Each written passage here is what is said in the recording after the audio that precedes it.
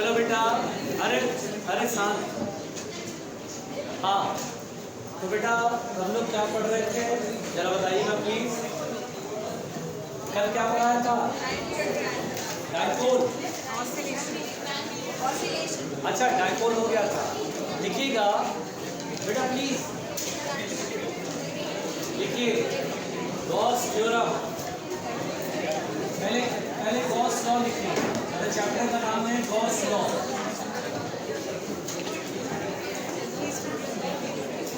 बेटा बात नहीं, देखिए गॉस लॉ में आपको मैं एक बात बता दूं बेटा, देखिए ध्यान से सुनिए। गॉस लॉ जो है बेटा, देखिए कूलम्ब्स लॉ वाला पॉइंट 4 से हमने सारी कहानी कर ली।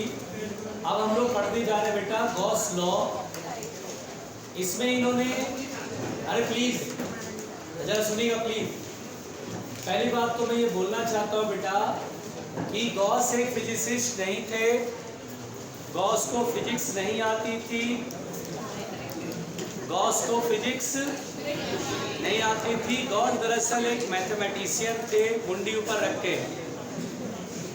आराम से ऊपर देखिए, ऊपर देखिए, मैं इधर। हाँ भाई बैठ जाओ, आओ मिलकर बैठे। चलिए ध्यान से सुनिए, आराम से देखिए। गॉस दरअसल एक मैथमेटिशियन थे और इनका एक फिजिसिस्ट दोस्त था। होता है ना, साइंटिस्ट दोस्त होते हैं। देखिए ध्यान से, तो गॉस एक मैथमेटिशियन थे, इनका एक फ्रेंड था फिजिसिस्ट। उसने ये बताया गॉस को कि यार जानते हो एक बड़ी समस्या आ रही है। गॉस ने बोला क्या आ रही है समस्या? आवाज नहीं आ रही?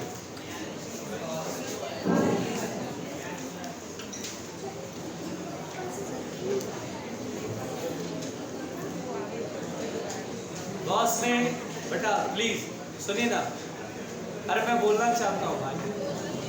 हाँ तो गॉस से उसके दोस्त ने कहा यार एक बड़ी प्रॉब्लम आ रही है। तो गॉस ने पूछा क्या?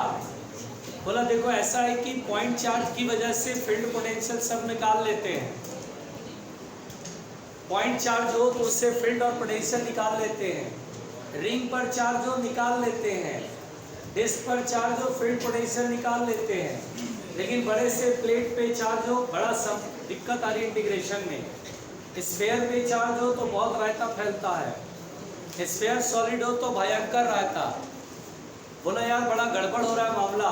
कूलम्ब्स लॉ हम लोग को बताया गया और कूलम्ब्स लॉ से हम ट्राई करते हैं, भयंकर इंटीग्रेशन आता है, बहुत लंबा चौड़ा होता है, सॉल्व भी नहीं हो पाता है। और अगर सिलेंडर बोल दे तो रायता ही फैल जाता है। बोला यार गॉस कुछ करो, तुम मैथमेटिक्स के हो, कुछ बुद्धि लगाओ। बोला अच्छा ठीक है मैं बुद्धि लगाता हूँ।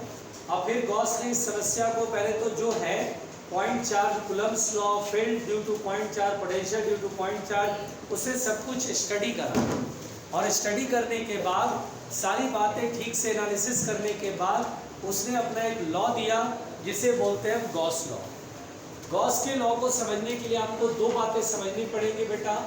पहली बात, गॉस ने जब कुछ दिनों बाद उस फ्रेंड से जब मिला तो गॉस ने बोला कि भैया प्रॉब्लम का सलूशन हो गया, अब तुमको स्फीयर से सॉल्व करना है। लो स्फीयर से सॉल्व हो गया। सिलेंडर से सॉल्व करना, फटाफट दो तीन लाइन में सॉल्व करके दिखा रहा था। कूलम्ब्स लॉ से इंटीग्रेशन इतना फंस रहा था और ये दो तीन लाइन में कंप्लीट कर दे रहा था।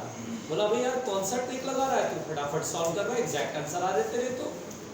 बोला हाँ मेरे पास एक लॉ है।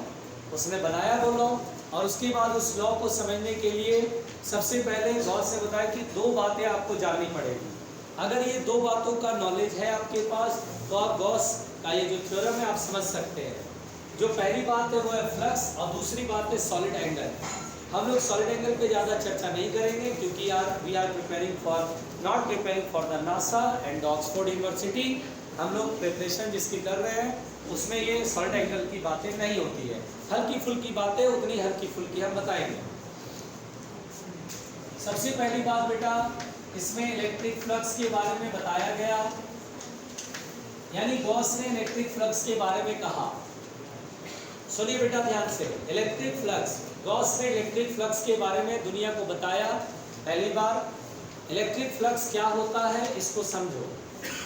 यहाँ पर इलेक्ट्रिक फ्लक्स के बारे में इन्होंने कहा कि देखो, जैसे मान लो पानी बहता है, नदी में पानी बह रही है, अब पानी के रास्ते में आप एक छन्नी लाओ, है ना, एक छन्नी लाओ, यानी एक जाल लाओ, और उस जाल को ठीक परपेंडिकुलरली जैसे फ्रेम बना करके और जाल को पानी में अंदर डालो, तो पानी की जो लाइंस होती हैं वो जाल को आर पार करते हुए दूसरी तरफ निकल जाएंगी, है ना।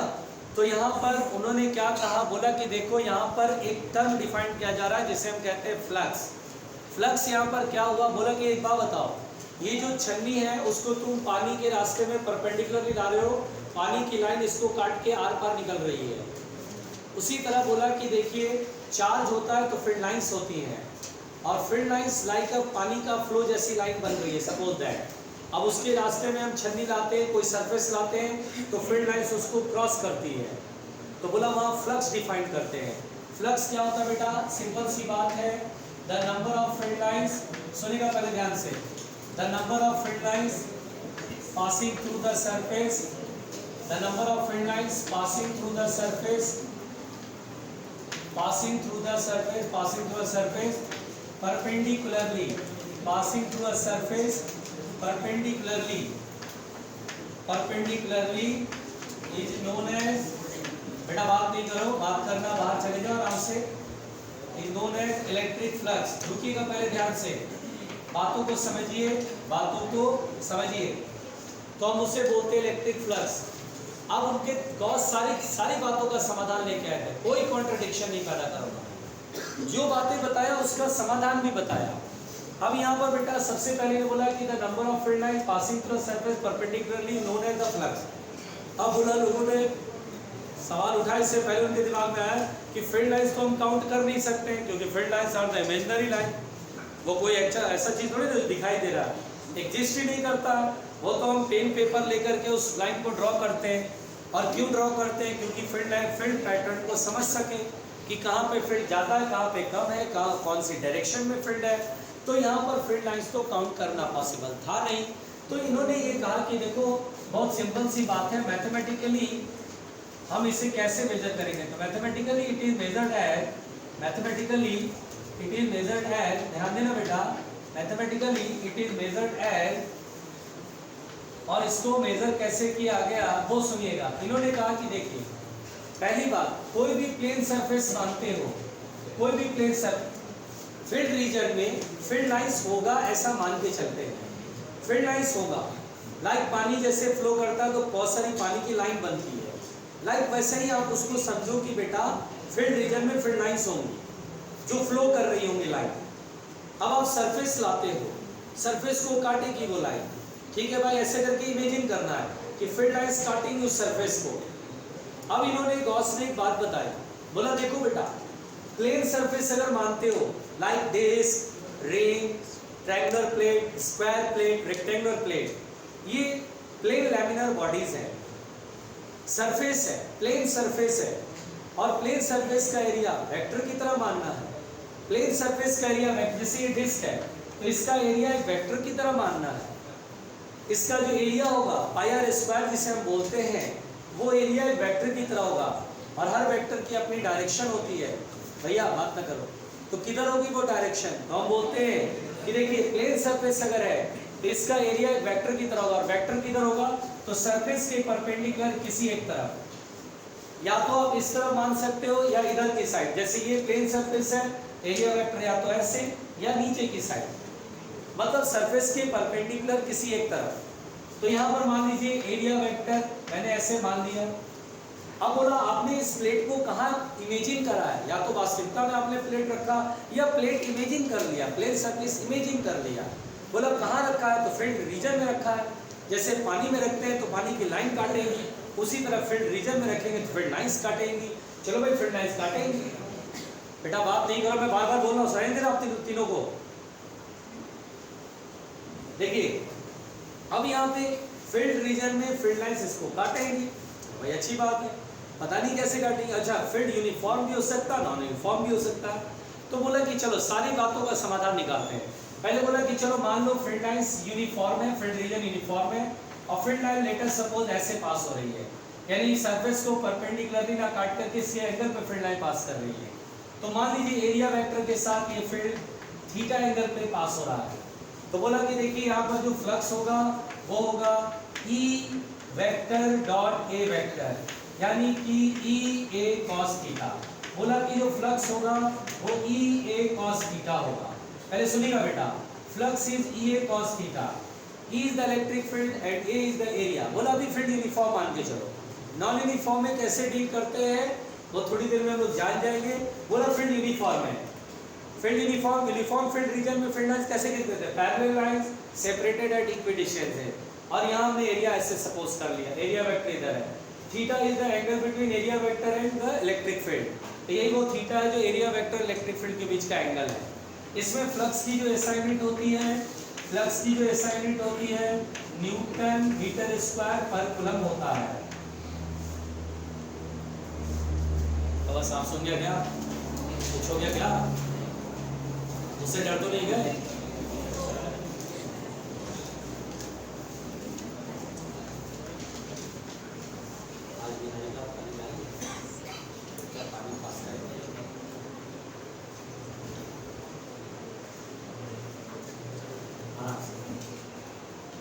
थोड़ा जल्दी जल्दी लिखना बेटा।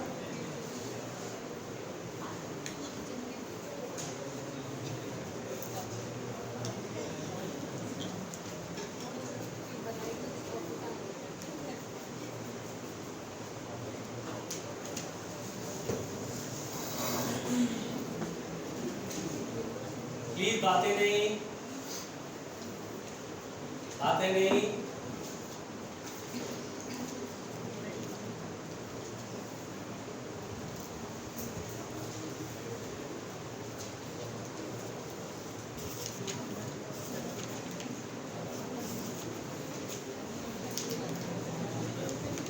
तो वो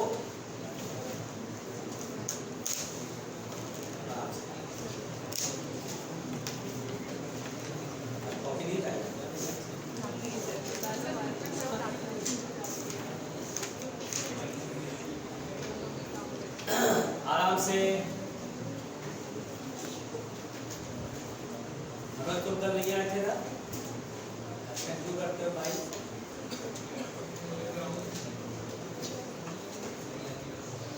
हो गया बेटा?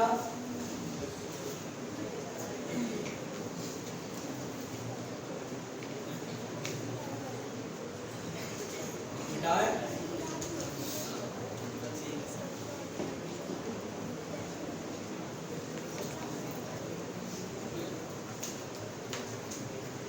चलो मिटाता हूं।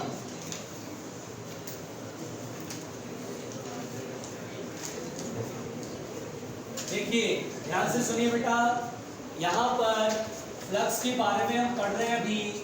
अब जैसे मान लीजिए, अगर मान लीजिए कि ये एक एरिया मैंने इमेजिन करा फील्ड रीजन में, प्लेन सरफेस है, यहाँ पर बेटा एरिया वेक्टर इधर है प्लेन के परपेंडिकुलर, और इलेक्ट्रिक फील्ड देखिए बेटा यहाँ पर सरफेस के परपेंडिकुलरली पास हो रहा है। अच्छा बताइए बेटा, यहाँ पर क्या हम बोल सकते हैं कि जो फील्ड लाइन सरफेस के परपेंडिकुलरली पार हो रहा है वो एरिया वेक्टर के पैरेलल होगा। एरिया वेक्टर के पैरेलल होने का मतलब क्या होता है कि सरफेस के परपेंडिकुलर, यहाँ पर दोनों वेक्टर के बीच का एंगल है 0 डिग्री, और यहाँ पर जो फ्लक्स होगा वो होगा ई ए cos 0 डिग्री 1। तो we have the flux E A, maximum flux.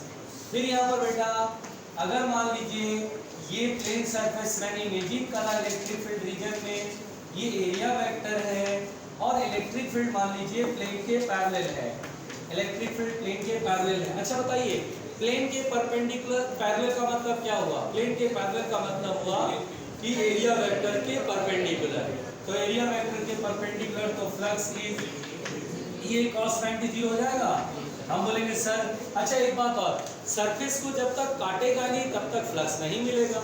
जैसे वही छन्नी को आपने जो है पानी के फ्लो के परपेंडिकुलर रखा था, आप पानी के फ्लो के लॉन्ग रखिए तो छन्नी जो है उसको फील्ड लाइन ऐसे काट थोड़ी ना पाएगी, पानी की लाइन उसको काट थोड़ी पाएगी, पैरेलल चल रही है। इसलिए बेटा यहाँ पर सरफेस के पैरेलल अगर फील्ड लाइन है, फील्ड लाइन पास हो रही है, यानी एरिया वेक्टर के परपेंडिकुलर। यहाँ किसके परपेंडिकुलर ये फील्ड लाइन है? एरिया प्लेन के। अब यहाँ किसके पैरेलल है? सरफेस के पैरेलल। यहाँ किसके परपेंडिकुलर है? यहाँ किसके परपेंडिकुलर है?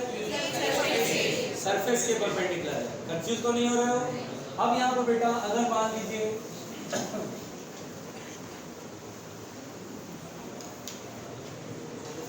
यहाँ पर बेटा ये जो है ये सरफेस है, एरिया वेक्टर इधर है और मान लीजिए इलेक्ट्रिक फील्ड इधर है। देखिए एक दूसरे के अपोजिट है। देखिए यहाँ पर इसका सिग्निफिकेंस यह होता है बेटा, देखिए पहले कि मैंने एरिया वेक्टर जिधर माना, फील्ड लाइन्स अपोजिट है, तो यहाँ पर थीटा की वैल्यू 180 डिग्री है और 180 डिग्री होने का मतलब फ्लक्स होगा माइनस के EA, cos 180 -1 होता है।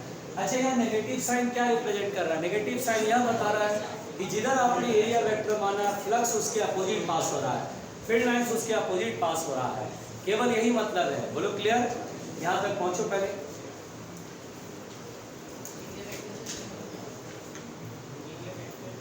हाँ मान सकते हैं, मानेंगे तो ये वाला कैसे हो जाएगा?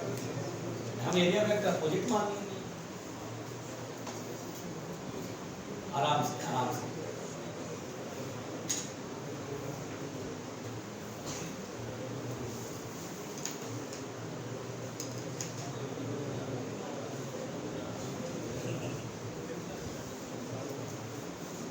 आराम से भैया।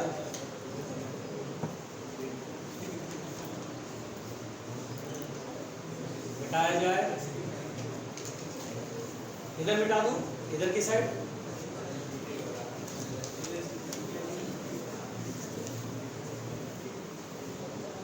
देखिए बेटा ध्यान से सुनिए, ये कट तो नहीं जा रहा। देखिए और मुंडी को ऊपर करिए, ध्यान से सुनिए बेटा।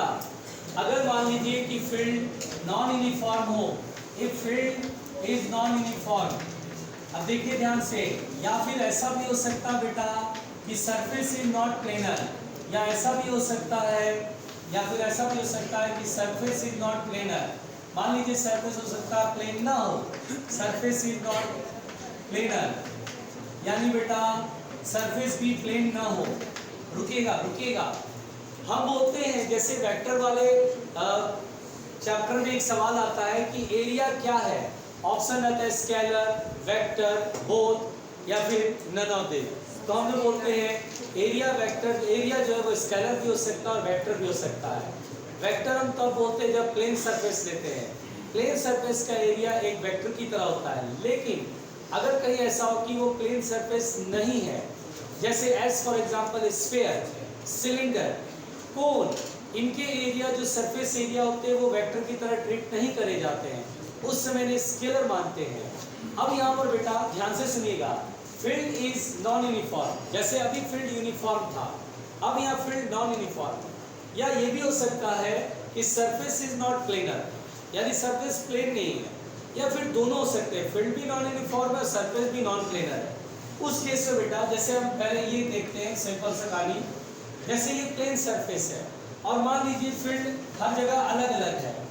आपने एरिया वेक्टर तो इस सरफेस का बना दिया, अब आपने बोला कि चलो भाई फील्ड, तो देखा गया कि नॉन यूनिफॉर्म फील्ड है, यहाँ पे फील्ड कुछ और, यहाँ फील्ड कुछ और, इसी सरफेस के हर पॉइंट पर फील्ड अलग अलग है, इसी सरफेस के हर पॉइंट पर। जैसे मैं बोलूँ नॉन यूनिफॉर्म फील्ड मैंने ऐसा बनाया, नॉन यूनिफॉर्म फील्ड मैंने बेटा ऐसा बनाया, प्लीज सुनिएगा, नॉन यूनिफॉर्म फील्ड मैंने ऐसा बनाया और मैंने यहाँ पर कोई एक एरिया माना, बोला कि बेटा इस एरिया से फ्लक्स कैलकुलेट करो। आप बोलेंगे सर बड़ी अजीब विडंबना है, कैसे विडंबना है भाई? तो सर ये प्लेन सरफेस ऐसे हर पॉइंट पे फील्ड अलग अलग है सर, यहाँ अलग यहाँ अलग, क्योंकि सर नॉन यूनिफॉर्म फील्ड है, एंगल अलग अलग है, डायरेक्शन अलग अलग है, मैग्नीट्यूड भी अलग अलग है। बोला यार बड़ा लफड़ा है, अगर फील्ड यूनिफॉर्म होता ऐसे तो बड़े मजे से बोलता है फील्ड यूनिफॉर्म है। अब कोई भी एरिया बना दिया, बोला बेटा इस एरिया से फ्लक्स निकालो। अच्छा एरिया से फ्लक्स, सर देखिए फील्ड लाइन को परपेंडिकुलरली सरफेस को काट रहा है, एरिया वेक्टर के पैरेलल भी है और फील्ड यूनिफॉर्म है, सर ई ए cos थीटा लगा लो, cos 0 डिग्री 1 हो गया, ई ए कर लो। लेकिन यहाँ पर रायता फैल जाएगा, यहाँ रायता फैल जाएगा। तो यहाँ पर एक रास्ता बताया गया, देखिए गौर से बोला देखो भैया फ्लक्स तुम यहाँ कैलकुलेट कर सकते हो, मुंडी पर बोला फ्लक्स कैलकुलेट कर सकते हो, बोला कैसे? बोला एक काम करो, ये पूरा जो सरफेस है वो छोटे छोटे एलिमेंट्री एरिया से मिलके बना होगा, तो छोटे छोटे एरिया ऐसे एरिया को जोड़ करके पूरा ये प्लेट बना होगा। अरे हर सरफेस का अपना एक एलिमेंट्री सरफेस होता है भाई। कभी रोड के किनारे बिछने वाले टाइल्स को देखो, रोड के किनारे बिछने वाले टाइल्स को देखो, वो ईंट ऐसे शेप का आता है, बैल बुद्धि ऐसे शेप का ईंट आता है। अभी देखा होता ना हर जगह, तो तुम्हें तो हरा हरा घास ढूंढते रहते हो हर जगह, ठीक है। ऐसा करके ईंट होता है, उसको इंटरलॉक कर देते हैं और बड़ा सही तरीके से अरेंज कर देते हैं। उस पूरे सरफेस का एलिमेंट्री एरिया ये है। हर सरफेस का अपना एक एलिमेंट होता है। एलिमेंट जिसका मतलब होता है कि उससे मिल करके पूरा सरफेस बना है, दैट इज कॉल्ड एलिमेंट। तो हर सरफेस का अपना एलिमेंट होता है, that is the elementary area मैंने माना। ऐसे एरिया को मैंने जोड़ करके पूरा ये बड़ा एरिया बनाया है। अब ये जो छोटा सा एरिया है एलिमेंट्री एरिया, इसका एरिया वेक्टर होगा प्लेन के परपेंडिकुलर, डीए वेक्टर से रिप्रेजेंट करते हैं उसको। और मान लीजिए फील्ड इधर की तरफ इस स्मॉल एरिया से फील्ड इधर पास हो रहा है। हम मान के चलेंगे कि इतना छोटा एरिया है कि फील्ड लगभग कांस्टेंट यूनिफॉर्म है हर जगह, तो इतने छोटे एरिया से फ्लक्स निकालेंगे d phi is equal to E vector dot dA vector. और उसके बाद बेटा छोटे एरिया से फ्लक्स निकाल के और पूरे एरिया से फ्लक्स निकाला तो हम इसे इंटीग्रेट कर देंगे। सो पूरे एरिया से फ्लक्स के लिए we will integrate this E vector dot dA vector का integration and we have the flux. तो इस तरह से हम लोग फ्लक्स इस नॉन यूनिफॉर्म फील्ड रीजन में कैलकुलेट करते हैं। और डोंट वरी, हम लोग को बहुत ऐसे केसेस मिलते हैं यहाँ पर इसमें फील्ड नॉन यूनिफॉर्म रहेगा। आप बोलेंगे बेटा एक एलिमेंट्री एरिया मान लो और उस एलिमेंट्री एरिया से फ्लक्स निकाल कर इंटीग्रेट कर दो, देखो तुम्हारा तुरंत क्वेश्चन सॉल्व हो जाएगा। तो कुंडी ऊपर रख के देखना। याद समझ में आ रहा बेटा? अब जैसे देखिए बेटा आपसे, अब जैसे मान लीजिए बोला सरफेस सर प्लेन नहीं है तो क्या करोगे? अब जैसे मान लीजिए आपसे बोला ये हेमीस्फेयर है, मुंडी ऊपर ये हेमीस्फेयर है, अब बोला फील्ड ऐसे पास हो रही है, सर ऐसे फील्ड लाइन पास हो रही है, चलो सर कैलकुलेट करके दिखाओ। ये फील्ड यूनिफॉर्म है लेकिन सरफेस इज नॉट प्लेनर। अब यहाँ पे तरीका क्या है? तो फिर बोलेंगे कि take a very small elementary area, electric field sorry area vector इधर है और इलेक्ट्रिक फील्ड इधर है और ये एंगल थीटा है। देखिए अब की बार डिस्क नहीं लगा करके फील्ड रीजन में मैंने सेमी सर्कल सॉरी हेमीस्फेयर लगा दिया। हेमीस्फेयर ऐसे, यानी ये प्लेन नहीं है। कंसेप्ट बहुत साफ साफ है। Take a small elementary area on the surface, अंग्रेजी समझ में आती है ना? Take a small elementary area on the surface, यानी सरफेस पे एक स्मॉल एलिमेंट्री एरिया पर विचार करो, कंसीडर करो। Now considering this small elementary area, ये छोटा सा डिस्क होगा, छोटा सा डिस्क होगा, यू कैन अज्यूम दिस, ये छोटा सा प्लेन सरफेस होगा। हर प्लेन सरफेस अपना एक छोटा सा एरिया वेक्टर होता है, एरिया वेक्टर प्लेन के परपेंडिकुलर फील्ड ही एंड इससे निकाल करके फ्लक्स और फिर हम इंटीग्रेट कर देंगे। यानी बेटा अब हमें इंटीग्रेशन का सहारा लेना है, छोटे से एरिया से फ्लक्स अगेन निकालना है, फिर से E vector dot dA vector और again we will integrate this and we have the total flux. बड़े मजे से, बड़े मजे से पहुंचो। यानी दोनों सूरतों में क्या करना है बेटा? एलिमेंट्री एरिया से फ्लक्स निकाल के इंटीग्रेट करना है। बेचारे आज बिल्कुल सन्नाटे में चुप हो गए, बिल्कुल गुमसुम हो गए। बेटा पड़ोसी अगर गुमसुम हो जाए तो उससे बात कर लेना थोड़ा सा कि ठीक हो, पानी वानी चाहिए। हाँ जी, सरफेस से फ्लक्स निकालना है, जितना सरफेस गिवन है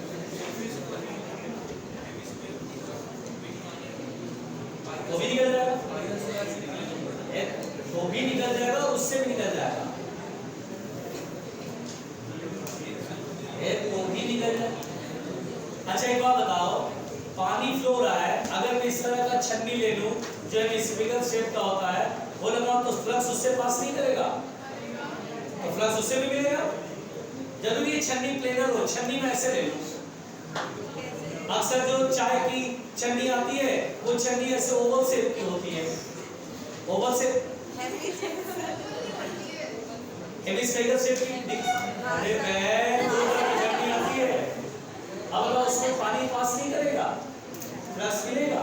हाँ, उसको निकालने का तरीका क्या, प्रोजेक्टेड एरिया ले लेंगे, प्रोजेक्टेड एरिया जल्दी बना लेंगे। चाचा बात नहीं, चाचा अरे दीदी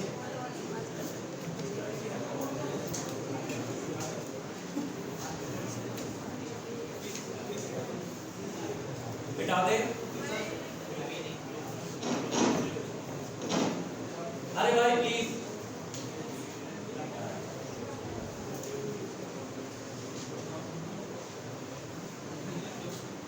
ओहो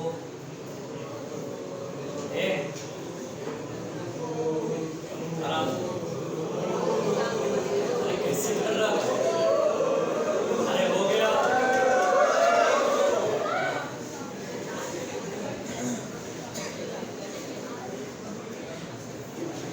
बिठा दे बेटा, कंट्रोल संयम रखें।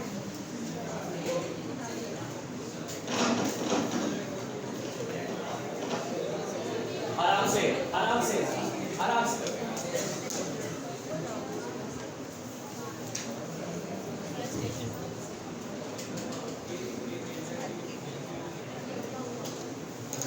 चलो बिठाता हूं।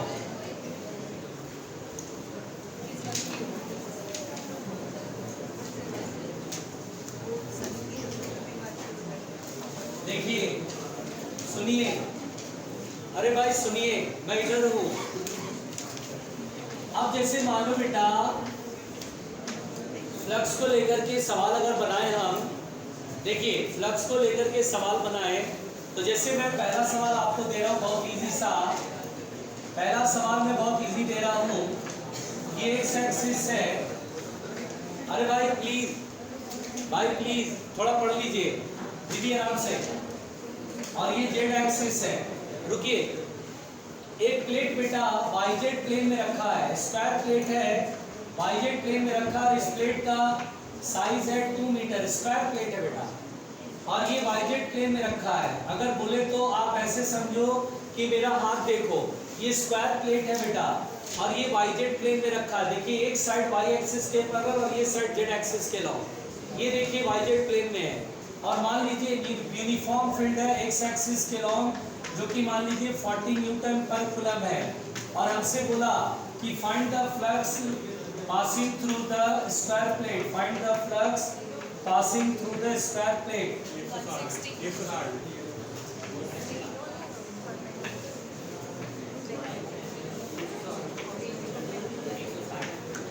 160 आएगा।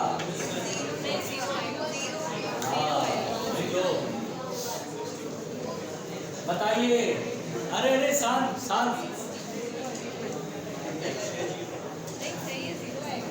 हाँ, और क्या प्रॉब्लम है? बुद्धि। देखिए इसका आंसर होगा 160, और बहुत ही साफ है। एक स्क्वायर प्लेट है, फील्ड लाइन ऐसे गुजर रही है, पानी ऐसे गुजर रहा है, छन्नी बीच में ले आया। एरिया वेक्टर हम इधर मान लेते हैं, जिधर फील्ड लाइन पास होगी उधर ही एरिया वेक्टर मान लेते हैं।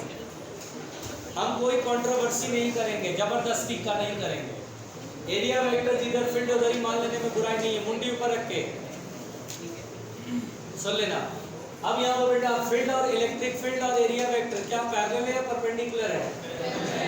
एंगल कितना होगा? 0। फाई इक्वल टू होगा E cos 0 degree. Electric field कितना है? 40। स्क्वायर प्लेट का एरिया कितना बेटा? 2 का स्क्वायर 4, और cos 0 degree 160 newton metre square पर कूलम। कुछ महानुभाव ने इसे 0 बताया था। हाँ, अब देखो छन्नी जो है उसमें फ्लक्स 0 आएगा। जरा देखना आप कैसे कमाल होता है। बोला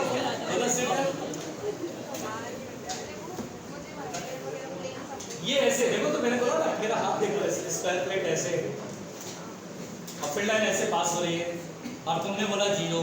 हाउ रिडिकुलस दिस इज। नहीं आ बेटा?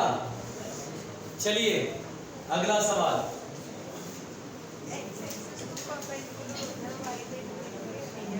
हाँ, एक्स एक्सिस परपेंडिकुलर होता है वाईजेड प्लेन के, वैसे ही मानोगी ना। आज मम्मी ने वहां सीख लिया क्या हुआ? ऐसे मानने में बुराई है क्या? वाई ए जेड ये वाई जेड प्लेन में ऐसे नहीं समझ में आ रहा है और एक्स एक्सिस ऐसे है, इसमें क्या दिक्कत है? मिटा रहा हूं, मिटा दो इसे। अरे भाई मिटा दो। चलिए ध्यान दीजिए,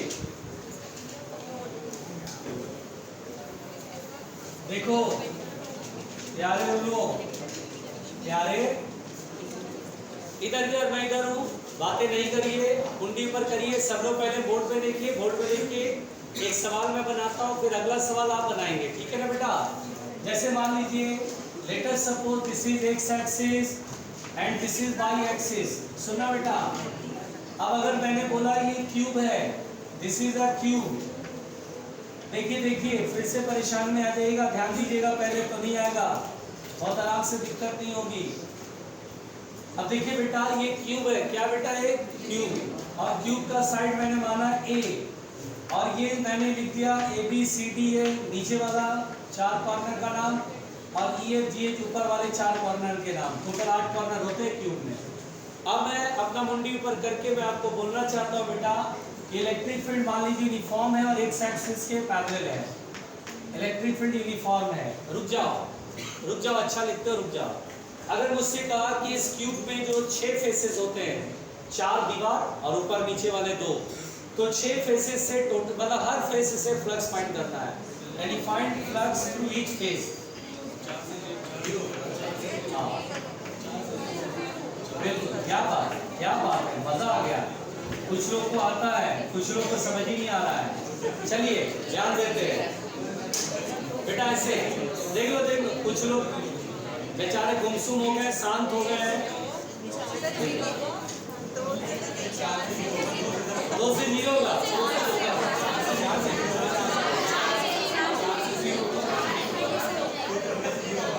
हाँ, सृजन जो है हॉर्लिक्स लेके नहीं आई है, बोल रही है 2 सरफेस से प्लस 0 होगा। अच्छा, मुझे लगता है सृजन वो 2 फेस ये और ये बोलेगी।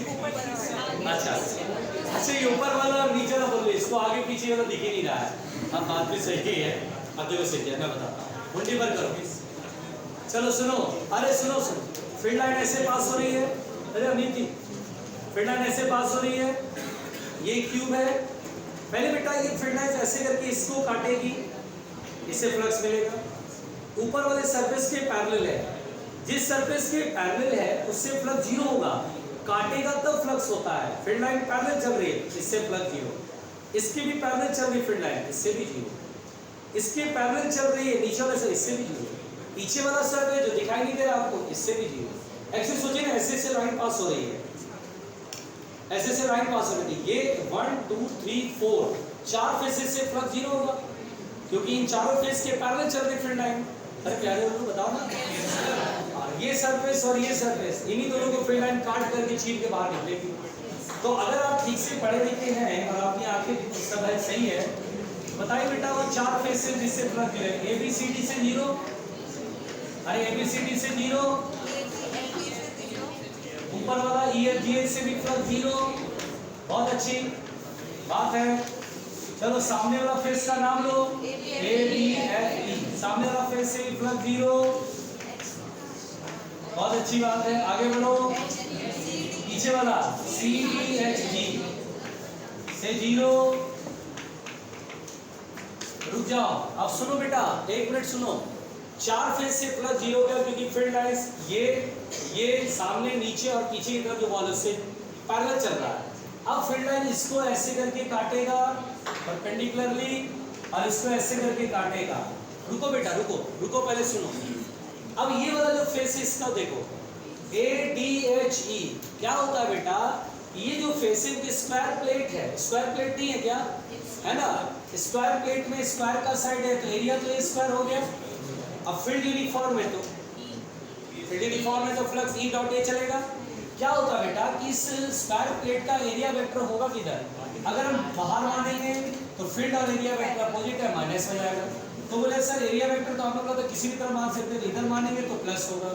तो यहाँ पर क्या होता है बेटा, जब ये स्क्वायर प्लेट किसी बॉडी का हिस्सा है, ये स्क्वायर प्लेट किसी बॉडी का पोर्शन है, तो area vector is always assume to be away from the body.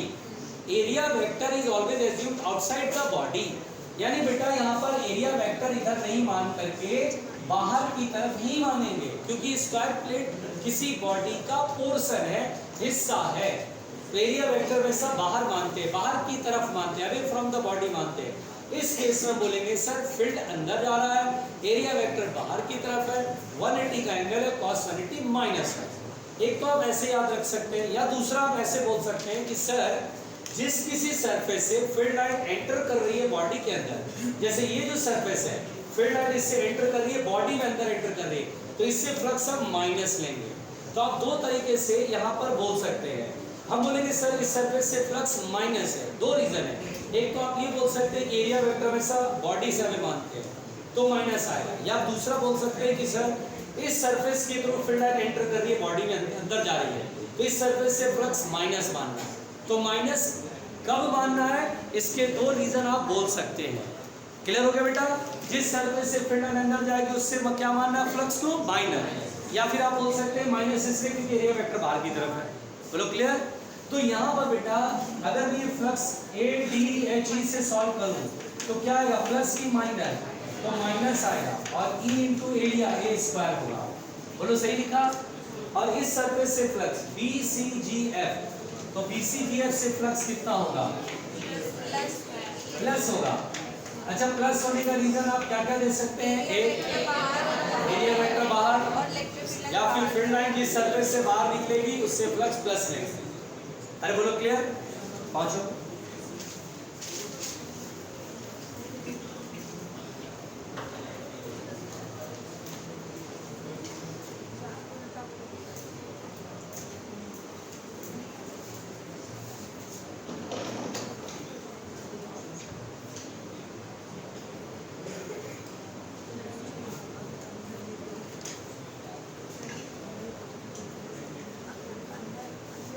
आराम से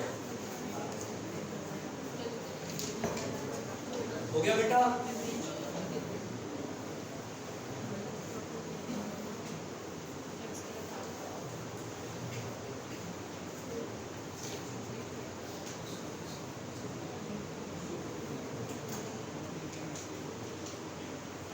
हाँ भाई, देख पड़े।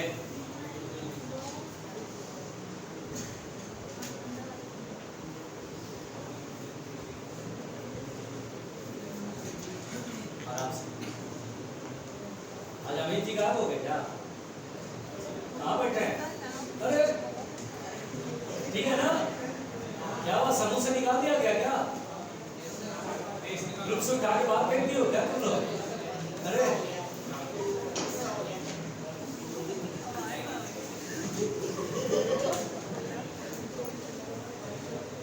भाई अमित जी हैं, नाम ही काफी है,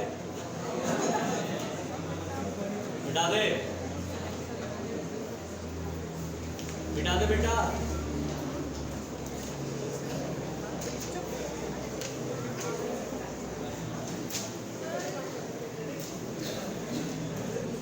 अब देखो बेटा, देखिए देखिए, अब अगर मान लीजिए मैं बोलना चाहता हूं, अगला सवाल ऐसा बेटा, ध्यान से सुनिए प्लीज। अरे लक्ष्मी दीदी, तुमने लिखा नहीं है अभी तक? लिख। हाँ देखिए, अच्छा बेटा अब अगला सवाल सुनिए। मान लीजिए बेटा फील्ड एक्स एक्सिस के अलोंग है, लेकिन field is variable, the magnitude of field is alpha x square है, जहां अल्फा की वैल्यू है 10, और x का मतलब है ओरिजिन से x डिस्टेंस, और पहला जो साइड पड़ रहा है वो मान लीजिए 10 मीटर पड़ रहा है, और a की वैल्यू है, ये भी मान लीजिए 10 मीटर है, थोड़ी देर के लिए आसानी से 10 मीटर है साइड। हमसे कह रहा find the flux through each phase, find the flux through each phase. आप सॉल्व करेंगे या फील्ड वेरिएबल है? हाँ करो करो करो। फिर यहाँ पर x एक्सिस के पैरेलल है बेटा, लेकिन मैग्नीट्यूड वेरी करता जा रहा है। हमें प्रत्येक फेज से फ्लक्स निकालना है।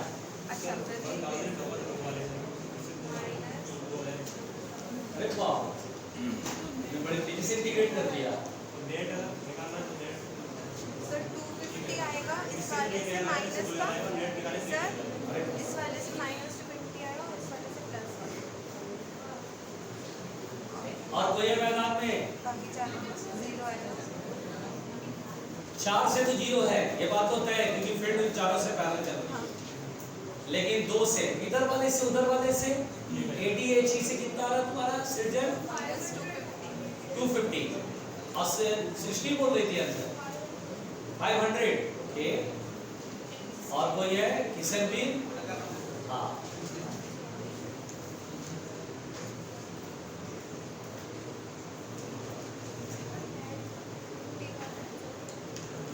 और कोई है मैदान में?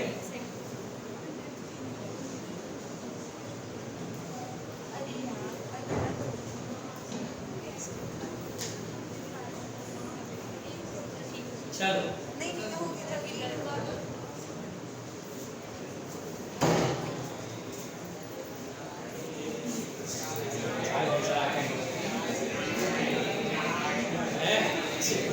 ट्रेन में भाई जो चाय बेच रहा है सब बगल।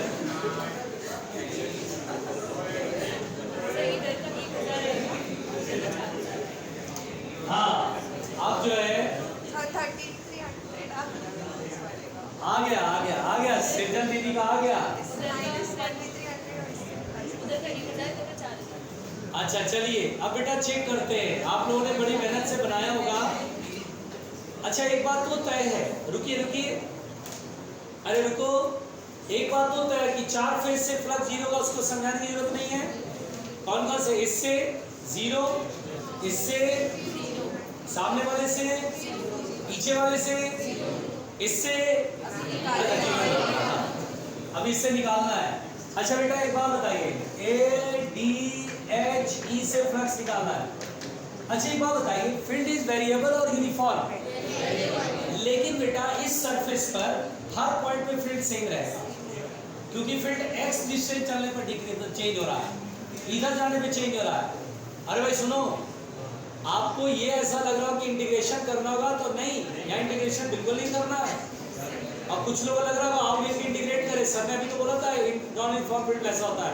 प्यारे उल्लू, ये फील्ड पहले तो ऐसे है परपेंडिकुलरली, अंदर जा रहा तो माइनस होगा, लेकिन हर पॉइंट पर फील्ड, चूंकि इधर जाने पे फील्ड चेंज होता है, इधर जाने फील्ड चेंज नहीं हो रहा, इधर जाने फील्ड नहीं चेंज हो रहा है। अगर मैं बोलूँ यहाँ पर फील्ड कितना होगा, x की वैल्यू 10, यहाँ 10 रख के देखो कितना आएगा, e की वैल्यू अल्फा 10 है और 10 का स्क्वायर 1000 होगा। रुकिए, तो यहाँ पर बेटा फील्ड हर जगह 1000 ही होगा इस सरफेस पर, हर पॉइंट पर 1, क्योंकि फील्ड लाइन ऐसे से पास हो रही है और इधर जाने पे चेंज हो रही है, तो इधर हर पॉइंट पर 1000 मतलब हम बोलेंगे सर इस सरफेस पे फील्ड यूनिफॉर्म है।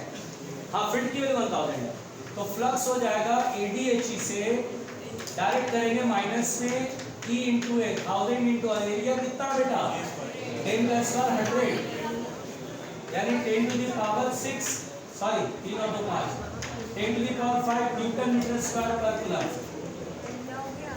ये कट रहा है क्या? और उसके बाद ये वाला BCGF बेटा प्लीज, BCGF ये इससे फ्लक्स क्योंकि बाहर जा रहा है, पहले फील्ड निकालेंगे, x की वैल्यू कितना आएगा जल्दी बताओ, और ये से कितना डिस्टेंस है 10 और 10 20, तो 20 का स्क्वायर 400 और इनटू अल्फा की वैल्यू 10 4000, तो फ्लक्स हो जाएगा BCGF से 20 का स्क्वायर 400 इंटू 10 4000 इंटू एरिया हो गया 10 का square 100, 4 into 10 to the power 5। अब बेटा इसमें से मतलब निकल गया, अगर टोटल फ्लक्स रहेगा तो जोड़ देंगे तो घट जाएगा अपने। हाँ बोलो किशन भी। अच्छा मुझे लगता है इसमें से किसी का आंसर नहीं आया।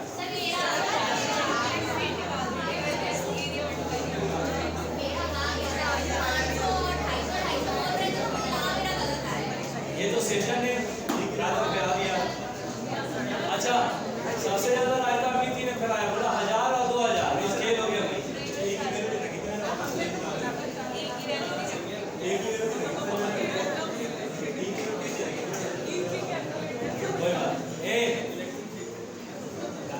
अच्छा मजे की बात है कि ये 2 बालक बनाए हैं। बेटा आपका नाम क्या है? नहीं आपके पीछे येलो टी शर्ट गगन, और गगन के बगल में देव, गगन देव ने बनाया है, गगन देव ने बनाया है, ठीक है, और बड़ा अच्छा लगा। अच्छा पूछ रहे कैसे बनाया? अच्छा तो चलो देव बता देगा, मैं कुछ सवाल पूछूं इसमें बेटा। अच्छा चलो गगन देव, अच्छा चलो गगन नहीं देव से पूछते हैं। देव बेटा ये माइनस क्यों है, जरा एक्सप्लेन करना।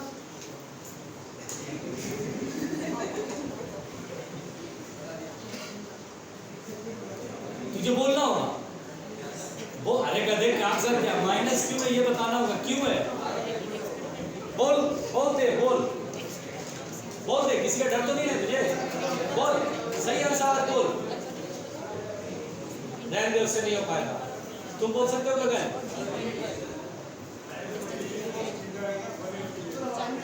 बेटा तुम फटाफट वहां से उठ करके कहीं और बैठ जाओ ताकि तुमको पढ़ना है। जवाब तुमने बहुत अच्छा दिया, फटाफट, अगर तुम सही में कुछ बनना चाहते हो तो, नहीं तो ये होगा कि तुम मरीज बन सकते हो, डॉक्टर बनने के लिए तुम्हें अलग होना पड़ेगा। तुम वहाँ बैठते हो बातें करते हो चारों पांचों के साथ। यशु तो बर्बाद हो गया बेचारा, यशु तो दोस्ती अरे देखिए बता दे बच्चों, हाँ भाई, हाँ अब सुनिए, हाँ अब आई ना बात समझ में। अब सृजन आ गए उसी लाइन पर, बोले इंटीग्रेशन क्यों नहीं करा, अब आ गए उसी लाइन पर। मुझे मालूम था कि सृजन ये पूछ क्यों नहीं। सृजन दीदी जरा देना बुक देना। अच्छा दीदी ये प्लेट है, रुक जाओ यार, रुक जाओ, सृजन के डाउट्स। अरे अरे भाई ओ चाचा रुक जा।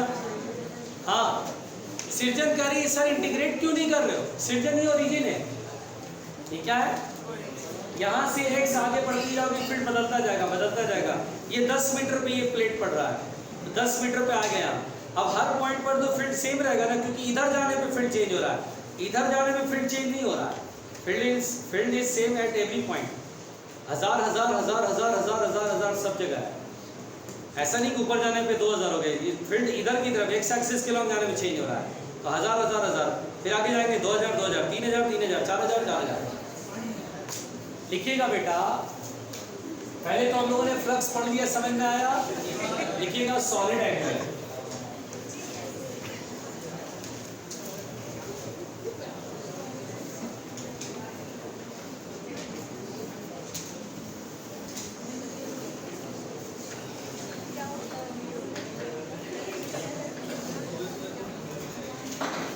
देखिए बेटा सुनिएगा, बस हमें इंट्रोडक्शन जानना है। आओ बेटा देखिए इंट्रोडक्शन जानना है बेटा। सॉलिड एंगल में हम कोई भी बहुत ज़्यादा ईरान तुरान नहीं पढ़ने वाले हैं, है ना। तो सबसे पहली बात बेटा, सॉलिड एंगल हम देखते हैं क्या होता है। सॉलिड एंगल बेटा सबसे पहले it is a 3 dimensional angle, it is a 3 dimensional angle. 3 dimensional angle होता है बेटा, 3D एंगल है। एक मिनट रुक जाओ, it is a 3 dimensional angle. रुक जाओ, बोर्ड पे देखो, तभी समझ पाओगे।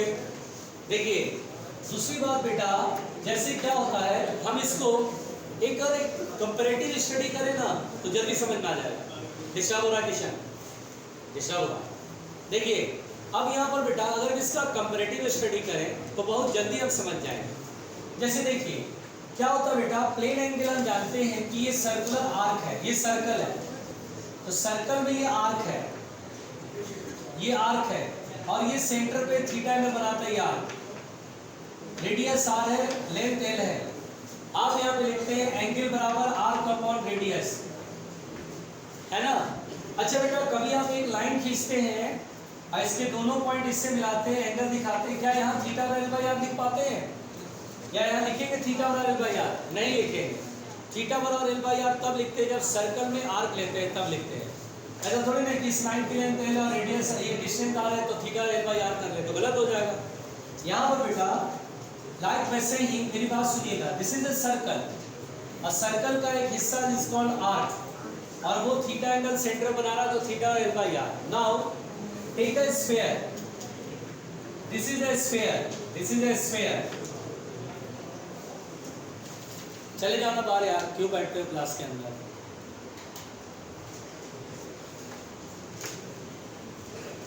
देखिए ये स्फीयर है बेटा, सर्कल नहीं, अब स्फीयर मान रहे हैं। स्फीयर 2D में होते हैं, किसमें होता है बेटा? 3D में। चलिए दिमाग तो है खुला हुआ, 3D में है ये। और अब हम इस स्फीयर पर ही एक पोर्शन मानते हैं, ये जैसे सर्कल पर एक पोर्शन माना, दैट इज कॉल्ड आर्क। यहाँ पर एक पोर्शन मानेंगे, इसे आर्क नहीं कहेंगे। अब यहाँ पे आर्क के दोनों एंड को आपने सेंटर से ज्वाइन करा, तो ये छोटा सा एक सर्कुलर डिस्क जैसा मान सकते हैं। अगर हमने इसको इस पॉइंट से ज्वाइन करा, सेंटर से ज्वाइन करा, तो लाइक का कोन बन रहा है, आइसक्रीम वाला कोन। अरे बन रहा है, इसको हटाते हैं और फिर आइसक्रीम खा जाते हैं। हाँ मान लीजिए इसका एरिया ये ds है बेटा, एरिया ds है और रेडियस r है। अब यहाँ पर एक बात बताइए, सॉलिड एंगल को दिखाते कैसे? जैसे देखिए बेटा, एंगल आप ऐसे दिखाते थीटा, जैसे हम बोलते हैं अरे यार दो लाइन के बीच का एंगल, दो लाइन के बीच का एंगल 60 डिग्री है। देखिए ये 60 डिग्री ऐसे दिखाते हैं, दिखाते नहीं दिखाते, ऐसे दिखाते हैं। दो लाइन के बीच 90 डिग्री का एंगल है, 90 डिग्री का एंगल है, 90 डिग्री देखिए ऐसे दिखाते हैं, ऐसे नहीं दिखाते, अरे ऐसे नहीं दिखाते हैं। अच्छा ऐसे करके दिखाते हैं, ऐसे यहाँ ऐसे नहीं दिखाते, सॉरी तो सॉरी ऐसे नहीं दिखाते हैं। सिर्फ जन थोड़ा बेटा आराम से, अरे 90 डिग्री की बात कर रहे तो 60 की बात कर। देखिए बेटा अब सुनिए, 60 डिग्री ऐसे दिखाते हैं, 90 डिग्री या तो ऐसे दिखा दीजिए या ऐसे दिखा दीजिए, ऐसे दिखाते हैं ना, दिखाते हैं इस तरह से। यानी आप सोचिए 60 डिग्री, 15 डिग्री, 90 डिग्री दिखाते समय आप ऐसा बनाते हैं। ये क्या है बेटा? सर्कुलर आर्क का ही तो शेप है। नहीं समझ में आया? ये क्या बेटा? सर्कुलर आर्क का ही तो शेप है। अरे है या नहीं है? उसी तरह से सॉलिड एंगल यहाँ पर ऐसे दिखाते हैं, ये ऐसे पहले सर्कल बनाएंगे और उसके बाद ऐसे करके ऐसे बनाएंगे। हम बोलेंगे ये स्फीयर का पोर्शन है। जिस तरह से एंगल आप आर्क की शेप का बनाते हैं, उसी तरह से हम सॉलिड एंगल पहले सर्कल बनाएंगे और ऐसे करके दिखा देंगे। जैसे कोई टोपी पहनता है, टोपी पहनता है ना राउंड वाला, राउंड वाला, बस ये निकला हुआ नहीं है, बस डायरेक्ट ऐसे टोपी। या कटोरा होता है, कटोरा, अरे कटोरा वही है, ठीक है, वही बनाना है यहाँ पर। सुनिए अरे भाई जो कॉमन से जो बेसिक बात है वो बता रहा हूँ भाई।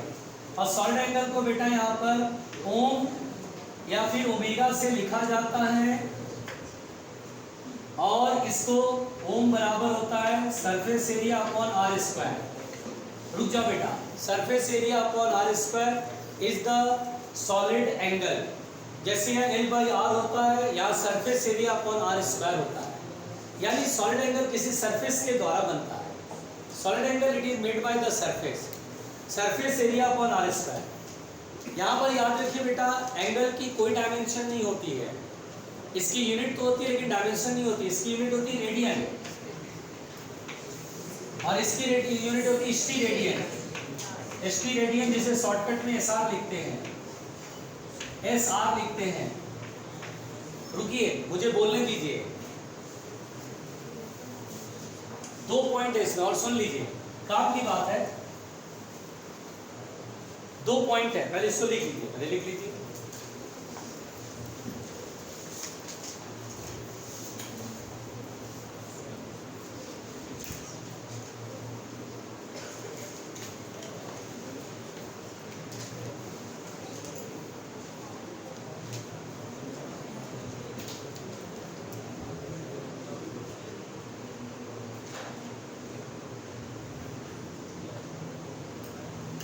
शांति शांति।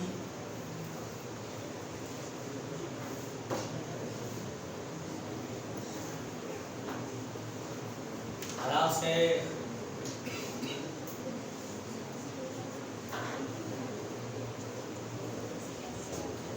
मिटा दूं क्या?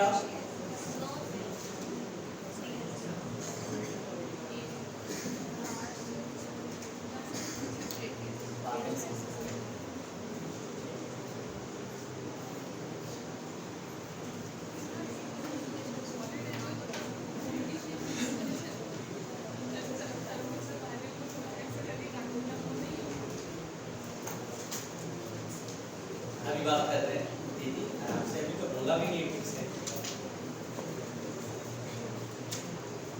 हो गया बेटा, लिख लिया आप लोगों ने?